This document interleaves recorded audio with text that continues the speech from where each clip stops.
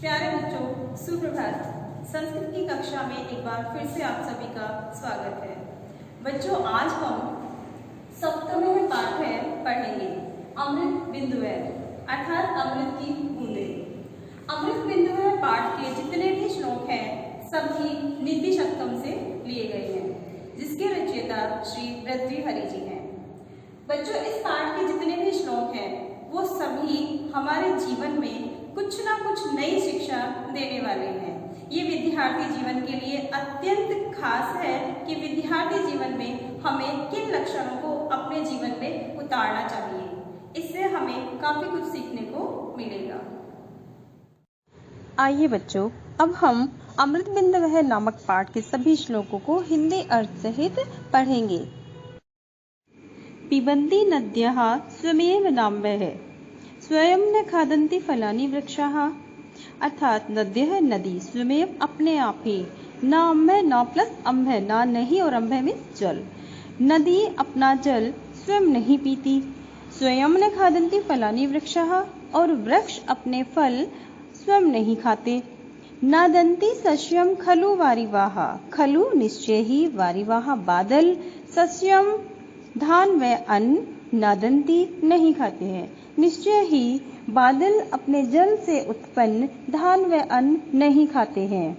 परोपकाराय सताम विभूत्यः, इसीलिए कहा गया है कि सज्जन लोग अपने धन व शक्ति का प्रयोग परोपकार के लिए ही करते हैं। सत्यम ब्रूयात् प्रियम ब्रूयात्, सत्य बोलो प्रिय बोलो। न ब्रूयात् सत्यम प्रियम, और ऐसा सत्य भी मत बोलो जो अप्रिय हो। प्रियम च नानृतम ब्रूयात्, ऐसा प्रिय भी नहीं बोलना चाहिए कि जो झूठ हो। एषा धर्म है सनातन है, यही सनातन धर्म है, अर्थात यही प्राचीन धर्म है। अच्छा बच्चों, आपने एक श्लोक पढ़ा होगा, काकचेष्टा बकोधियानम स्वान निद्रा, अर्थात कोई जैसी चेष्टा, बगुले जैसा ध्यान, कुत्ते जैसी नींद, कम खाना और कम सोना। जिस विद्यार्थी के अंदर ये 5 लक्षण आ जाते हैं वह भली भांति अपनी एजुकेशन कंप्लीट कर लेता है। अच्छा, जिस विद्यार्थी में भी ये 5 लक्षण होंगे उसे कहीं ना कहीं सुख का त्याग तो करना ही होगा, और जो बच्चा सुख का त्याग नहीं करेगा तो उसे विद्या को त्यागना होता है, क्योंकि वह भली भांति विद्या प्राप्त नहीं कर पाएगा।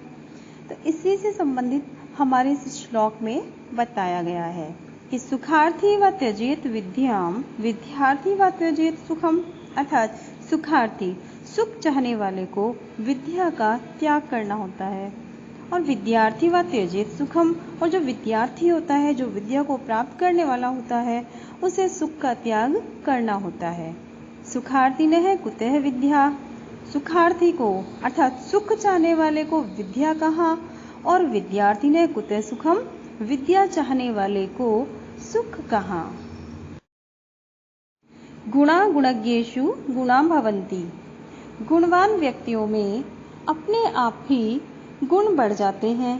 ते निर्गुणम प्राप्य भवन्ति दोषाः, उनमें निर्गुण व्यक्तियों का साथ पाकर दोष आ जाते हैं। अर्थात जो गुणवान व्यक्ति होते हैं, अगर वो निर्गुण व्यक्तियों की संगति में आते हैं तो उनके अंदर भी दोष आ जाते हैं। सुस्वादुतोयाः प्रभवन्ति नद्यः, स्वादिष्ट जल वाली नदियां बहती हैं। समुद्रम आसाद्य भवन्त्यपेयः, परंतु समुद्र में मिलकर उनका जल पीने योग्य नहीं रहता।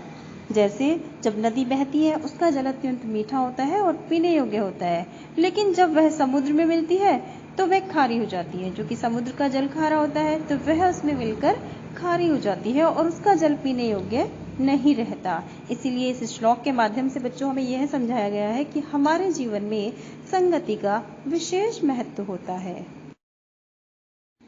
बच्चों, यहाँ पर विद्या के विषय में बताया गया है कि न चोर हार्यम न च राजहार्यम, कि जिसे न चोर चुरा सकता है और न ही राजा जिसका हरण कर सकता है।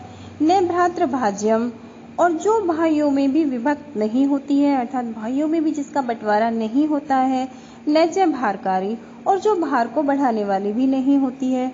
व्यय कृते वृद्धत एव नित्यम, और जो प्रतिदिन व्यय करने से अर्थात खर्च करने से दिन प्रतिदिन बढ़ती ही रहती है। विद्या धनम सर्वधनम प्रधानम, इसीलिए कहा गया है कि विद्या धन सभी धनों में श्रेष्ठ है। दुर्जनः सज्जनः भूयात्, दुर्जन व्यक्ति सज्जन हो जाते हैं। सज्जनः शान्तिमाप्नुयात्, और सज्जन व्यक्ति शांति को प्राप्त कर लेते हैं। शान्तः मुञ्चेत बन्धनेभ्यः, शांत व्यक्ति बंधनों से मुक्त हो जाते हैं। मुक्तः च अन्यायो मोचेत, और मुक्त हुआ व्यक्ति दूसरों को भी बंधन मुक्त कर देता है। अर्थात जब व्यक्ति सज्जन होता है तो वह शांति भी प्राप्त कर लेता है, और जब शांति प्राप्त करता है तो वह हर प्रकार के बंधनों से मुक्त हो जाता है, और स्वयं मुक्त होने पर वह दूसरे व्यक्तियों को भी मुक्त कर लेता है। बच्चों, इस पाठ के जितने भी श्लोक हैं उनका अर्थ आपको बहुत अच्छे से समझ आ गया होगा। अब हमें क्या करना है कि इस पाठ के जितने भी शब्दार्थ हैं वो हमें बहुत सुंदर सी राइटिंग में अपनी कॉपी में करने हैं, और स्पेलिंग मिस्टेक्स पर भी ध्यान देना है। अब बच्चों, इसके आगे का जो भी कार्य होगा वो हम आपको नेक्स्ट वीक कराएंगे। धन्यवाद।